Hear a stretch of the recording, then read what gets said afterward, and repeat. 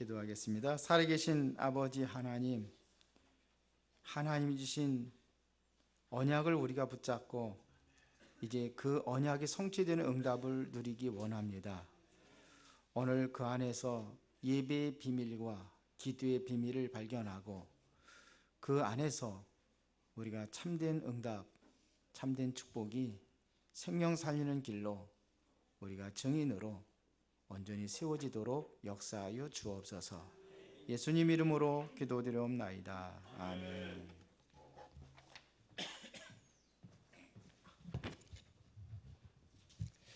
옆 사람을 축복하겠습니다. 하나님은 당신을 사랑하십니다. 다시 한번 인사하겠습니다. 오늘 최고 응답 누립시다. 지난주에 우리가 뭘 얘기했냐면 완성된 언약이다. 그래서 언약에 대해서 얘기를 했습니다. 하나님이 주신 언약이라는 것은 약속을 이야기하는 거잖아요. 그 약속이 사도행전 우리가 1장 지난주에 1절, 3절, 8절을 봤는데 여기에 보니까 먼저 쓴 글에는 그러면서 예수님에 대해서 예수님의 행적에 대해서 기록했다 이겁니다. 예수의 전생애를 기록한 것이 바로 누가복음입니다. 그러면 누가복음에서 핵심이 뭐냐면 예수는 누구다? 그리스도라는 겁니다. 이거를 증명한 책이 바로 누가복음입니다. 예수는 그리스도. 그래서 예수가 그리스도로 오셔서 완벽하게 우리의 모든 문제를 다 끝냈다는 겁니다. 어디에서요? 십자가에서. 그래서 십자가에서 모든 문제를 다 해결하셨습니다. 이 언약을 잡은 사람들을 사도행전 1장에 보니까 감람원이라는 산에 모여놓은 겁니다. 제자들을 그것에 모여놓고 집중적으로 이야기한 것이 바로 하나님의 나라의 일을 그랬습니다. 그래서 하나님 나라에 대해서 40일 동안 얘기했습니다. 그러면 하나님 나라만 얘기했겠습니까? 하나님 나라가 이런 곳이다. 그것만 얘기했겠습니까? 왜 이 하나님의 나라를 얘기했느냐 이겁니다. 예수님을 십자가 못 박혀 죽인 그 사람들이 가만히 안 있는 거예요. 그거를 끝내는 게 아닙니다. 그 모든 예수를 따르던 모든 사람들을 다 잡아다가 옥에 가두고 예수에게 말하지도 못하게 하고 가지도 못하게 했어요. 그걸 금종령이라 그랬는데 절대로 그들과 함께 하시면 안 됩니다. 그러니까 얼마나 불안하고 두렵겠습니까? 이들을 모여놓고 하나님의 나라의 일을 얘기했습니다. 그러니까 앞으로 저들이 저렇게 하지만서도 앞으로 어떻게 될 것이다 분명히 얘기했다는 겁니다. 앞으로 유대인들 멸망할 것이다. 로마가 강성해가지고 그렇게 핍박을 하는데 멸망할 것이다. 이미 얘기를 한 거예요. 사실은 그들이 강성해 보이지고 그 사람들이 성공한 것처럼 보이지만 그들은 가짜 성공이라는 겁니다. 참 성공은 어디 있느냐? 바로 이 그리스도 언약을 붙잡은 사람들에게 있다 이거예요.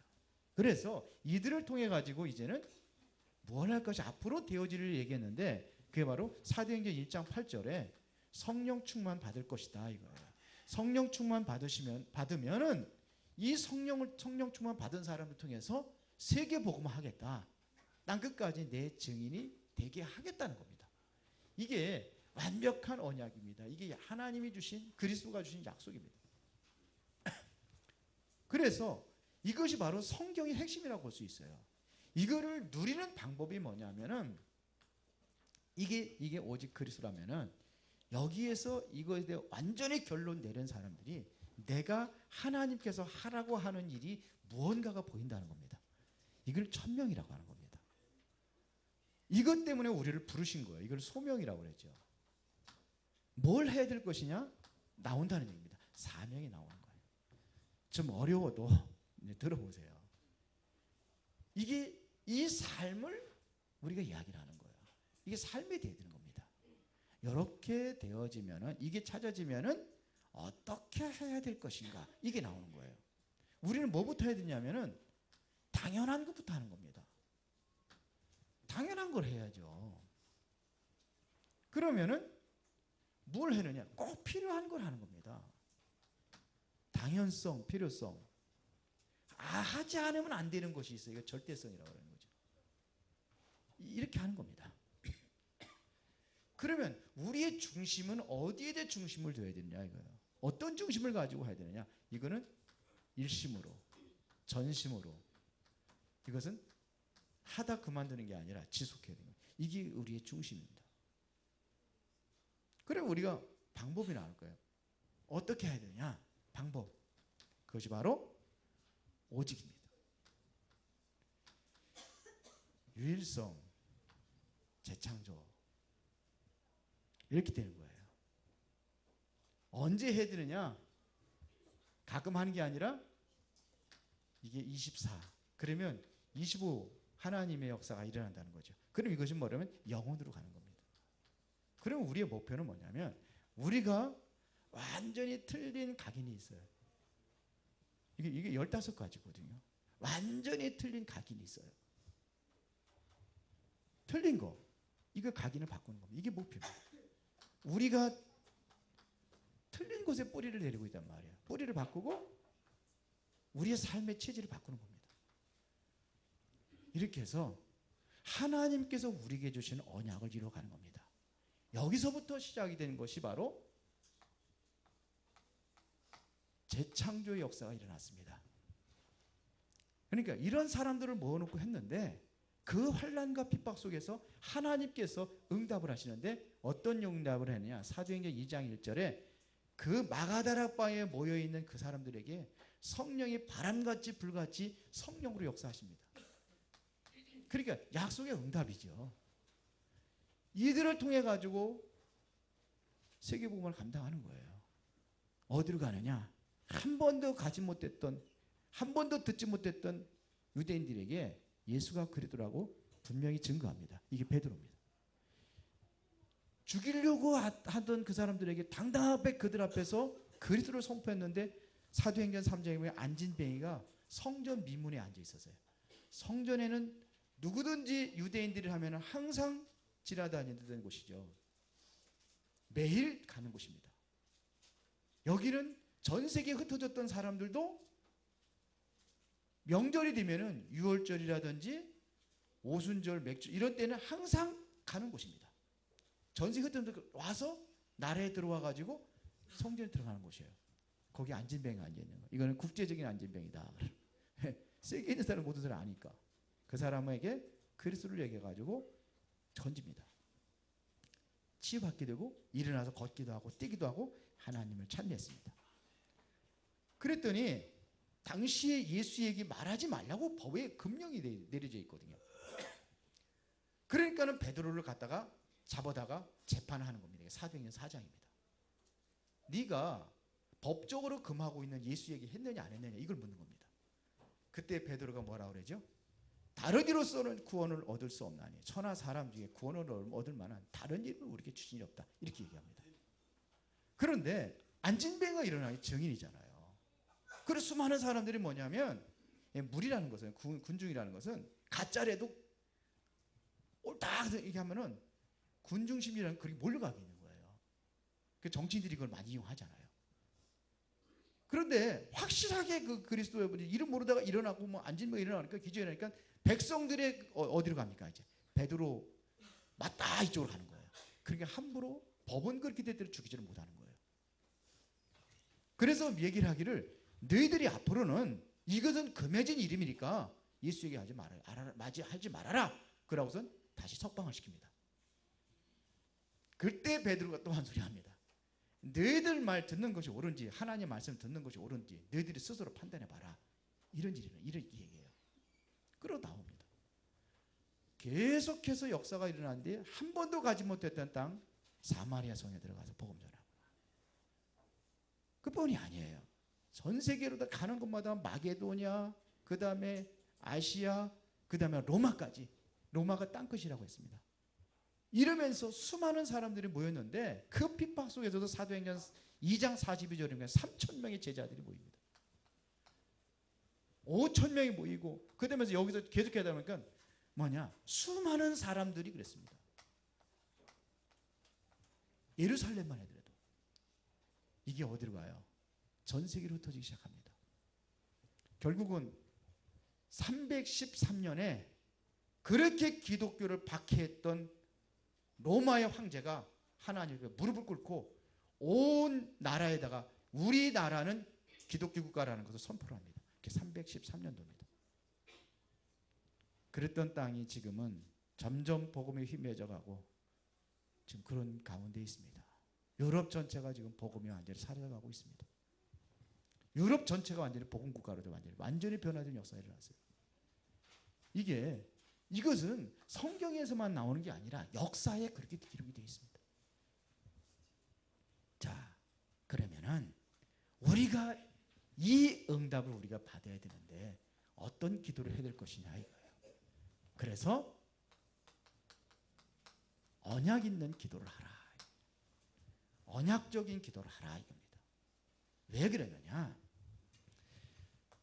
대부분의 사람들 모든 종교는 다 기도를 합니다. 기도를 하는데 정말로 언약이 없다는 것은 바로 뭐냐? 근거가 없는 기도를 한다는 겁니다. 그래서 우리는 이게 아니라 정말 근거 있는 기도를 하라는 겁니다. 무엇이 근거 있습니까? 근거 없다는 것은요. 근거 없는 기도는 이것은 맹신이라고 하는 겁니다. 맹신이에요. 나무에다 복을 빌으면 복 준다. 어디에 근거가 없어요. 그렇죠. 뭘 근거로 해서 한 겁니까? 돌에다가 기도하면 복 준다. 뭘 근거로 해서 한 겁니까? 사람의 생각이 나온 거잖아요. 그래도 우리는 분명한 언약이 있단 말입니다. 이걸 맹신이라고 하는 거예요. 언약이 없는 것을. 교회 다니는데도 무조건 기도해요. 무조건 복 달라고 기도하고 병이 있으면 병 고쳐달라고 기도하고 하지 말라는 게 아니에요. 왜 그거를 위해서 기도해야 되는 이유가 뭐냐 이거예요. 이게 복음하고 무슨 상관이 있느냐? 하나님의 약속하고 무슨 상관이 있느냐? 그거를 붙잡고 우리가 기도를 해야 된다는 겁니다. 우리는 미신하는 게 아니에요. 우상숭배하는 게 아닙니다. 하나님의 자녀라면은 하나님의 약속된 말씀이 있다는 얘기입니다. 이거를 붙잡고 기도하라는 겁니다. 그래서 요한복음 15장 7절에 보니까 너희가 내 안에 거하고 내 말이 너희 안에 거하면 무엇이니 원하는 대로 구하라 그리하면 이루리라 그랬어요. 약속입니다. 우리는 약속을 잡고 기도하는 거예요. 우리가 그 약속 중에 약속은 이 예수 이름으로 기도하라는 겁니다. 왜 우리가 예수 이름으로 기도해야 됩니까? 예수가 그리스도가 되기 때문에 그래요. 이 이름을 가지지 않으면은 우리는 하나님 앞에 나갈 수가 없어요. 왜? 우리는 죄인이기 때문에 죄인의 신분을 가지고 나갈 수 없어요. 그러니까 그 이름 가지고 우리가 완벽하게 죄 문제 사단에 와서 완전히 해방받았다. 하나님의 자격의 신분이라는 것을 보증하는 이름이 바로 예수 그리스도 이름입니다. 그래서 요한복음 14장 14절에 내 이름으로 구하면 내가 시행하리라 그랬어요. 지금까지는 너희가 내 이름으로 구하지 않았으나 구하라 그리하면 받으리 너희 기쁨이 충만하리라 그랬어요. 우리 약속을 잡고 기도하는 겁니다. 이 이름에 하나님의 이름이거든요. 예수는. 이 이름에 모든 것이 다 담겨져 있는 겁니다. 노무현 대통령 이름을 가지고 우리가 어디를 가서 뭐를 본다. 그러면은 모든 문이 다 열려지는 거예요. 왜? 그 이름에는 노무현이나 대통령이라는 모든 권한이 다 갖추고 들어있기 때문에 그런 겁니다. 여러분 아무데나 사인하면 안 돼요. 그렇죠? 큰일 납니다. 그렇죠? 내 이름을 거기다가 기록하고 사인했다는 얘기는 내가 책임진다는 거예요. 이것은 바로 하나님이 책임지는 이름이다. 이 이름 가지고 기도하는 겁니다. 우리는 언약이라는 것은 하나님의 뭘 얘기냐? 말씀입니다. 이 말씀을 잡고 기도하는 겁니다. 그러면 이 말씀에는 반드시 능력이 나타나게 되어 있습니다. 어떤 능력이 나타나느냐? 창세기 1장에 보니까는 태초에 하나님의 천지를 창조하시니라. 뭘로 창조하셨어요? 말씀으로 창조하셨어요. 빛이 있으라 그러면 빛이 있었고요. 그렇죠? 위물과 아랫물 나누어줘라. 나누어졌고요. 이렇게 된 거예요. 말씀으로의 말씀에는 하나님의 창조의 능력이 있습니다. 요한복음 2장 1절부터 11절에 보니까 예수님께서 최초로 기적을 베풀었던 데가 가정입니다. 혼인잔치에 초대를 받아가지고 갔는데 포도주가 떨어져 가는 거예요. 그 잔치의 가장 중요한 것이 뭐냐? 포도주거든요. 포도주가 떨어져 가는데 마리아가 와서 얘기를 하는 거예요. 예수님한테 얘기하는 겁니다. 제 포도주가 떨어져 간다 그랬더니 나와 무슨 상관이 있습니까? 그런 거예요. 왜 그러냐면 손님으로 초대받았는데 그게 무슨 상관이 있습니까? 주인이 하는 거죠. 그때 마리아가 하인들을 불러가지고 얘기합니다. 예수님이 뭐라고 말씀하시든지 말씀하시는 대로 너희들이 시키는 대로 해라. 그랬어요. 그랬더니 예수님께서 그때 드디어 이제 이야기를 합니다. 종들을 불러가지고 하인들을 불러가지고 저 도랑아리에다가 갖다 물을 갖다 부어라. 그리고 물을 떠다가 연회장에 갖다 주라. 연회장에 갖다 주는 순간에 물이 뭘로 변했어요? 포도주로 변했어요. 이게 창조의 능력입니다. 말씀에는 창조만 일어나는 게 아니라 치유 역사가 일어납니다. 그래서 시편 107편 20절에 보니까 저가 그 말씀을 보내서 우리를 고치시고 의경에도 고치시셨다 그랬어요. 히브리서 4장 12절에 보니까 말씀은 살아있고 운동력이 있어 좌우에 나서는 어떤 검보다도 예리하여 혼과 영과 관절과 골수까지도 찔러 쪼갠다고 그랬어요. 치유의 능력이 있는 겁니다. 제가 치유 사역을 좀 했잖아요. 정신문제 있는 사람들 하는 게 있어요. 뭘 하느냐?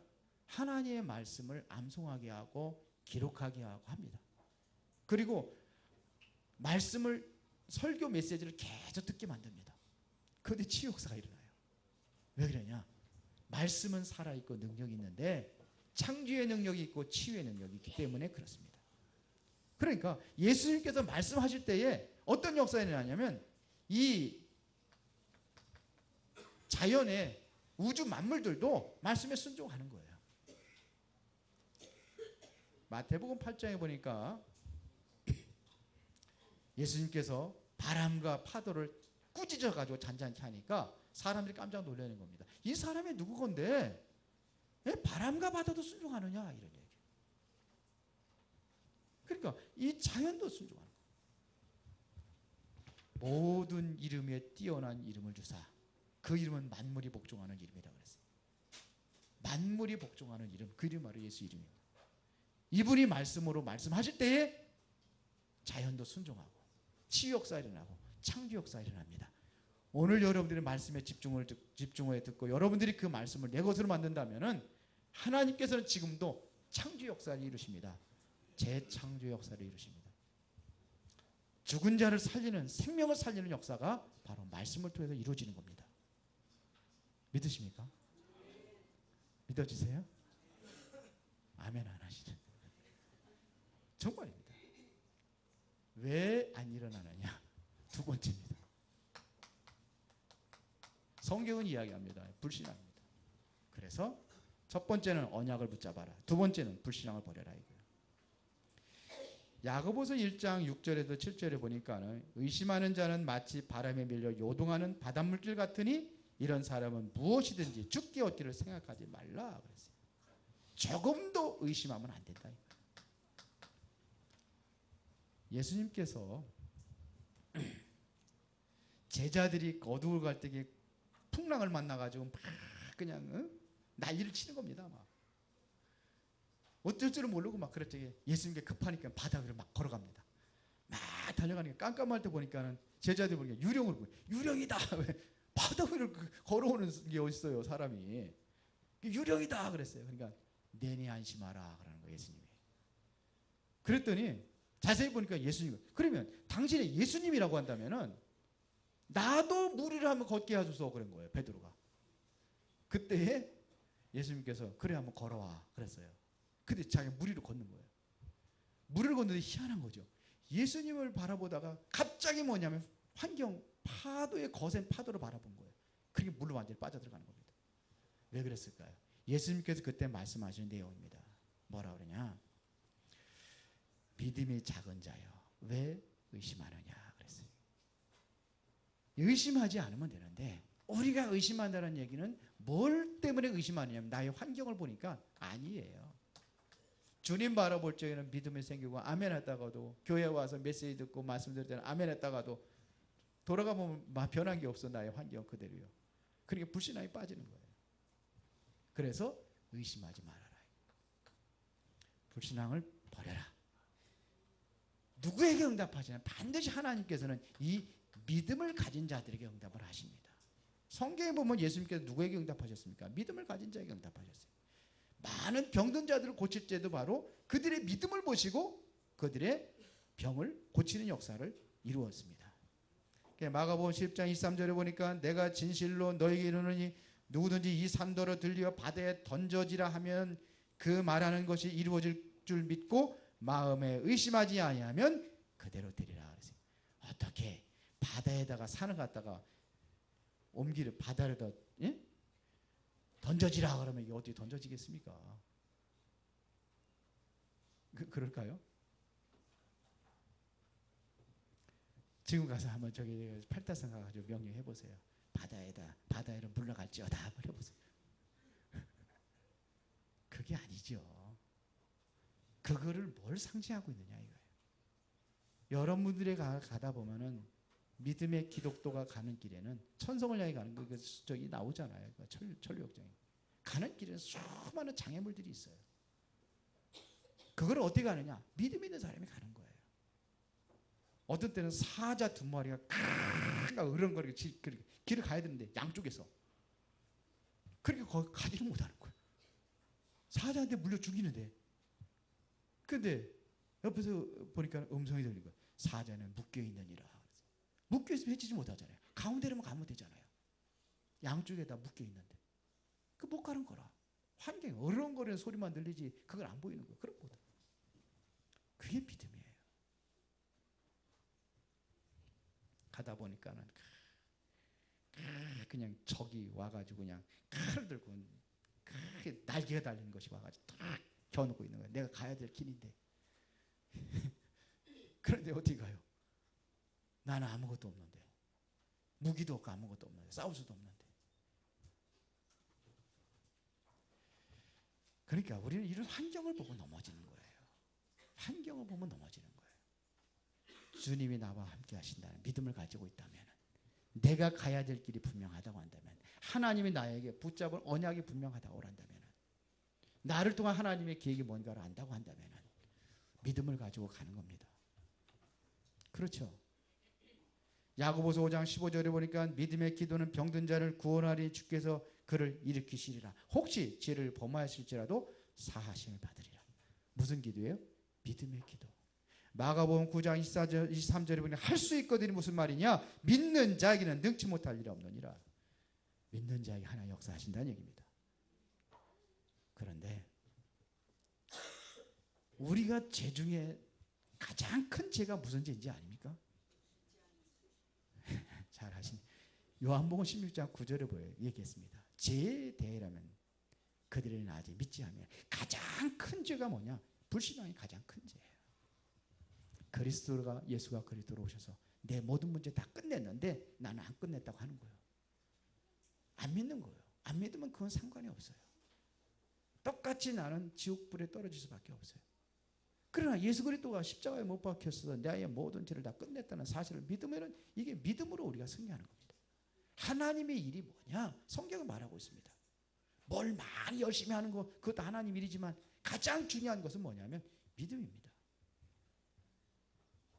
오늘부터 나의 불신앙을 버리고 하나님께 나에게 믿음을 달라고 기도하시기 바랍니다. 나의 믿음 없는 것을 하나님께 회개하고 참 믿음을 회복하시길 바랍니다. 이러한 사람들에게 하나님 앞에 예배하는 겁니다. 이러한 사람들이 모여서 뭐 하느냐? 기도하는 겁니다. 그렇죠. 예배와 기도에 승리하라 이거예요. 자, 그러면 우리가 무엇을 위해서 기도할까요? 5가지 키가 있는데 그 첫 번째가 뭐냐? 감사합니다. 오늘 여러분들이 하나님 앞에 나올 때 어떤 마음으로 나왔습니까? 감사하는 마음으로 나왔습니까? 아이고 오늘 또 그 주일날이 돌아왔구나. 날씨도 좋은데 봄나들이 가고 싶은데 어떡할까 고민하고 갈등하다가 나오셨습니까? 우리는요 기도의 키는 감사로 시작되는 겁니다. 우리는 기도는 뭐 하는 거냐? 우리가 받는 것으로 구해서 받는 것으로 생각하고 하고 있습니다. 대부분이. 예배는 뭐냐? 내가 오늘 하나님으로부터 말씀을 받는 거, 응답 받는 것으로 생각을 하고 있습니다. 그것만이 아닙니다. 물론 그것도 맞지만서도 가장 중요한 것은 감사는 예배는 나를 드리는 겁니다. 로마서 12장 1절에 보니까는 그랬잖아요. 내 몸을 거룩한 산제사로 드려라. 이게 예배예요. 예배는 뭐예요? 나를 드리는 겁니다. 진정으로 드리는 것은 뭘 드리느냐? 정말로 나를 구원하신 것에 대한 감사를 하나님께 드리는 겁니다. 이게 예배예요. 절대 망할 수 없는 조건을 우리에게 주었는데 그것이 뭐냐면은 우리를 구원하신 것입니다. 그 여기서부터 우리는 감사함으로 하나님께 예배하러 나가는 겁니다. 감사함으로 기도하는 겁니다. 그리고 두 번째는 하나님의 말씀이 나에게 어떻게 적용되고 있는가를 내가 확인하는 겁니다. 이것은 말씀 성취의 흐름 속에 들어가는 거예요. 말씀이 성취되고 있는데 이 말씀 성취의 흐름 속에 들어가는 것이 바로 이 기도입니다. 예배라고 하는 거예요. 예배 기도 같이 썼습니다. 그게 오늘도 예배가 기도거든요. 이게 기도하러 온 겁니다. 예배하러 온 겁니다. 이 흐름 속에 들어가는 겁니다. 그리고 우리가 하나님께 집중하는 시간입니다. 하나님께 집중하는 시간이에요. 집중이라는 것은 하나님께 집중하는 겁니다. 그럼 하나님이 뭘로 우리에게 역사하십니까? 말씀으로 주시는 거예요. 그리고 우리가 하나님께 집중한다는 것은 말씀에 집중하는 것입니다. 그 말씀이 뭐냐? 말씀에 집중한다는 그리스도께 집중하는 것입니다. 말씀의 핵심이 그리스도니까요. 그 말씀이 육신이 되어 우리 가운데 거하시며 우리가 그의 영광을 보니 아버지의 독생자의 영광이요 은혜와 진리가 충만하더라고 했어요. 우리가 하나님을 직접 볼 수는 없어요. 그런데 볼 수 있는 길이 있습니다. 그게 뭐냐면 말씀입니다. 그래서 여기에 집중하는 겁니다. 여러분들이 무엇에 집중하고 있습니까? 그것이 집중하고 있는 것이 여러분들의 인생을 좌우하게 되어 있습니다. 내가 하나님께 진정으로 말씀에 집중하고 기도에 집중한다면 그 사람은 무조건 승리하게 되게 되어 있습니다. 하나님의 말씀에 집중하다는 하나님의 말씀에 따라 살아간다는 얘기거든요. 그런데 왜 실패하겠습니까? 하나님께 실패의 길로 우리를 말씀하시겠습니까? 절대로 그렇지 않다는 거죠. 맞습니까? 그럼 여기에 집중하는 시간을 가지라 이거예요. 그렇죠. 이때부터 뭐 하는 역사가 일어나냐면 치유 역사가 일어나는 겁니다. 하나님께로부터 뭐가 치유받는데 내 영혼이 치유받고 육체가 치유받는 시간이 바로 하나님께 집중하고 감사와 말씀과 또한 집중하는 시간을 통해서 이때부터 치유 역사가 일어나게 되는 것입니다. 그러면 다섯 번째로 보이는 게 있습니다. 내가 자꾸 말씀과 이 속에 들어가고 있으니까 뭐가 보이느냐? 미래가 보이는 거예요. 왜? 하나님의 갈 길을 인도하고 있기 때문에 그렇습니다. 그래서 예배와 기도 시간이라는 것은 바로 우리의 갈 길을 인도하는 것입니다.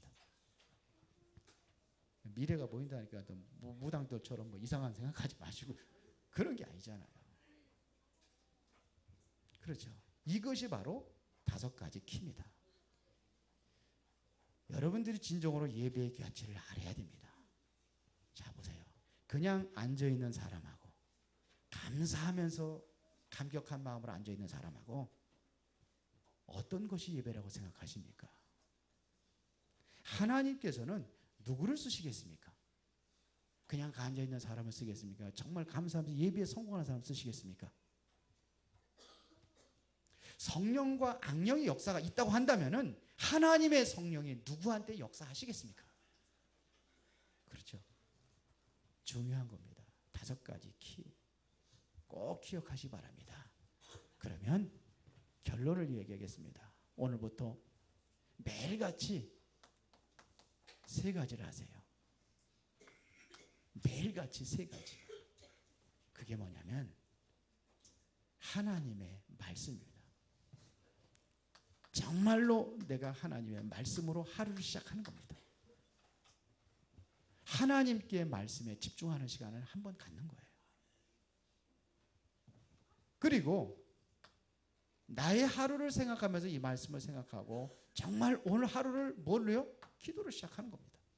하루를 그렇게 시작하는 거예요. 기도. 그리고 재창조 역사를 이루는 것이 뭐냐면 생명 살리는 일이 바로 뭡니까? 전도라는 것을 한번 생각하는 거예요. 이 전도하고 무슨 관련이 있는 거예요? 오늘 하루 나의 스케줄 속에서 이 전도하고 무슨 상관이 있는 것인가? 왜? 하나님의 가장 큰 계획과 목표가 여기 있기 때문에 그래요. 이거를 한번 기획을 하는 겁니다. 내가 왜 이걸 하라고 하는 이유가 뭐냐? 하나님은 지금도 말씀을 성취해가고 계시기 때문에 그런 거예요. 왜 기도를 해야 되느냐? 하나님은 지금도 응답하고 있기 때문에 그래요. 지금도 응답하고 계셔요. 왜 전도를 해야 되냐? 하나님은 지금도 생명 살리는 이 전도 일을 지금도 하고 계시기 때문에 그래요. 그렇기 때문에 우리는 이 세 가지를 놓치지 않는 겁니다. 이거를 하라고 하는데 안 되는 이유가 뭐냐? 이거 뭐 시간도 많이 걸릴 것도 없어요. 우리 기도수첩 딱 펴놓고 오늘 말씀 성경구 한 구절만 읽어도 돼요. 그걸 나의 말씀으로 잡는 거예요. 삶 속에서 뭐가 부딪히고 어려운 일이 있다 그러면 강단 말씀을 가지고 뭐라고 했는지 거기서 답을 찾는 거예요. 아니면 기도첩에서 답을 찾는 겁니다. 그렇게 답을 찾으면 이 사람은 그 문제들이 무난하게 넘어가는데 답을 찾지 못하고 완전히 뭐에 빠지냐? 환경, 의심 여기에 완전히 불신에 꽉 빠져버리니까는 그냥 쓰러져 버리는 거예요. 말씀 있는 사람은 그런 문제가 왔는데 안 쓰러진다니까요. 경험한 사람은 많잖아요. 그래요, 안 그래요? 아직도 체험하지 못했구나. 그렇게 시작하라는 거예요.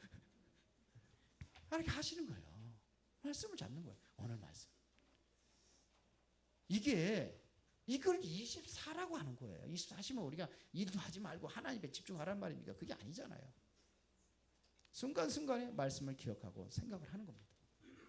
그리고 기도하는 겁니다. 하나님께 질문하고 대화하는 기도를 하는 거예요. 그때 하나님은 여러분들에게 최고의 응답이 일어날 것입니다. 이 응답을 가지고 다른 사람들에게 증거하는 겁니다. 이게 증인이라고 하는 거예요. 이렇게 되어지는 사람을 보고 성령 충만한 사람이다 그러는 거예요. 그러면 응답이 오네. 증인이 되는 거예요. 그래서 성령 충만 받으면 증인이 되리라 하는 얘기가 뭐예요? 증거가 오니까 말하는 거 쉽잖아요. 증거 안 오니까 말하기 힘들지. 그렇잖아요? 이 응답을 진정으로 누리시기 바랍니다. 기도하겠습니다. 전능하시고 살아계신 아버지 하나님께 감사를 드립니다. 우리에게 주신 완벽한 언약을 우리가 붙잡고 날마다 승리할 수 있는 은혜를 주옵소서. 그래서 그리스도의 증인으로 하나님께서 가장 원하시는 그 일에 쓰임받게 하옵소서. 예수 그리스도 이름으로 기도드리옵나이다. 아멘.